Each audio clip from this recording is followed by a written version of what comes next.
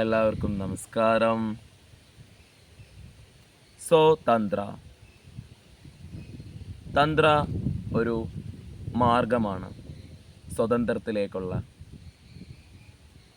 നമ്മൾ സ്വതന്ത്രരാവുന്നതിൻ്റെ പ്രാധാന്യം വളരെ വലുതാണ്. നമുക്കറിയാം, ഈ ഭാരതഭൂമിയിൽ ഇതിനെ വിളിച്ച പേര് സ്വാതന്ത്ര്യം എന്നാണ്. സ്വാതന്ത്ര്യം, നമ്മൾ ഒരു ഫ്രീഡം നമ്മൾ നേടിയെടുക്കുക എന്നുള്ളത്. എന്നാൽ ഈ ഭാരതഭൂമി തന്നെ സീക്കേഴ്സിൻ്റെ മണ്ണാണ്.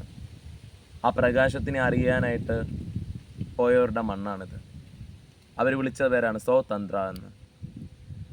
ആ സ്വതന്ത്രം നേടിയെടുക്കുവാനായിട്ടുള്ളൊരു മാർഗം മാത്രമാണ് തന്ത്ര.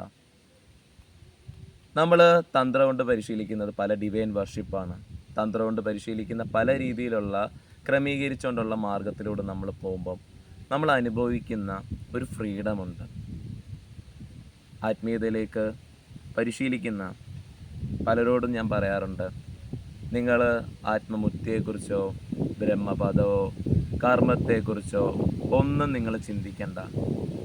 നിങ്ങൾ ഇങ്ങനെ ഇരുന്നാൽ നിങ്ങൾക്ക് വളരെ സ്വസ്ഥമായിരുന്നുകൊണ്ട് നിങ്ങളുടെ മനസ്സൊന്നും അലട്ടുന്നില്ല എന്നുണ്ടെങ്കിൽ, നിങ്ങൾക്കൊരു പരമാവധിയായിട്ടുള്ള വളരെ പ്രൊഡക്റ്റീവായിട്ടുള്ളൊരു എനർജി നിങ്ങളുടെ കയ്യിലുണ്ടെന്നുണ്ടെങ്കിൽ, ഈ തന്ത്ര പരിശീലിക്കുന്ന സമയത്തെല്ലാം തന്നെ നിങ്ങൾക്ക് പരിധിയില്ലാത്തത്ര എനർജിയാണ് കിട്ടുന്നത്. നിങ്ങളുടെ പ്രാണശക്തിയാണ് വർദ്ധിക്കുന്നത്.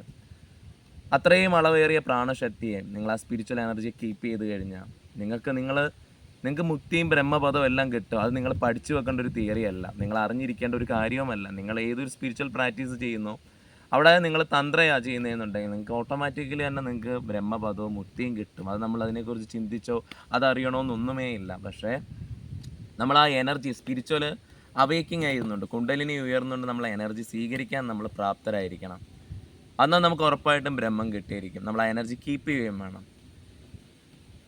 ഈ ഒരു ലൈഫിൽ ഈ ഒരു മണ്ണിൽ നമ്മൾ സ്വതന്ത്രമായാണ് ജീവിക്കേണ്ടത്.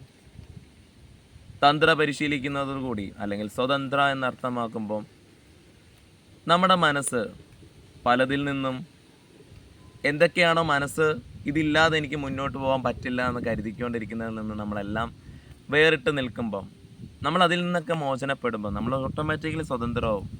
ഒരു വ്യക്തിയുടെ പൈസ ഇല്ലായിരിക്കും, ബന്ധങ്ങളില്ലായിരിക്കും, നല്ല രീതിയിലുള്ള ഒരു ചുറ്റുപാടും ഉണ്ടാവില്ലായിരിക്കും ജീവിതത്തിൽ. പക്ഷേ അങ്ങനെയുള്ള സാഹചര്യത്തിൽ നിന്നൊക്കെ തന്നെ നമ്മൾ ഒത്തിരിയും പ്രയാസപ്പെട്ടുകൊണ്ടിരിക്കുന്ന ഒരാൾക്ക് പോലും ആത്മീയ പരിശീലനം, ആത്മാർത്ഥമായി ആത്മീയതയിലേക്ക് ഇറങ്ങി തിരിച്ച് അവർ സ്വാതന്ത്ര്യത്തെയാണ് നേടുന്നത്.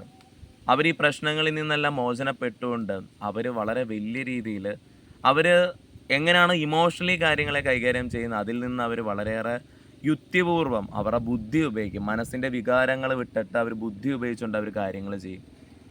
അങ്ങനെ ചെയ്താൽ നമുക്കറിയാം, ജീവിതത്തിൻ്റെ സർവ്വ മേഖലയിലും നമ്മൾ വളരെ പ്രൊഡക്റ്റീവായിരിക്കും. നമ്മൾ തന്നെ നമ്മുടെ ലൈഫിൻ്റെ തന്നെ ഒരു ക്രിയേറ്ററായി മാറാൻ സാധിക്കും.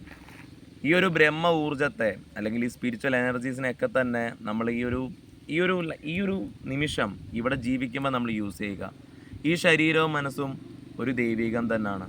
ഈ ശരീരത്തെയും മനസ്സിനെയും കൈകാര്യം ചെയ്യണമെങ്കിൽ നമ്മുടെ ആത്മാവ് അത്രയേറെ ഊർജ്ജപ്പെട്ടിരിക്കണം. ആത്മാവിൻ്റെ ഊർജ്ജം എത്രത്തോളം വർദ്ധിക്കുന്നോ അത്രത്തോളം നമ്മൾ സ്വതന്ത്രമാണാവുന്നത്.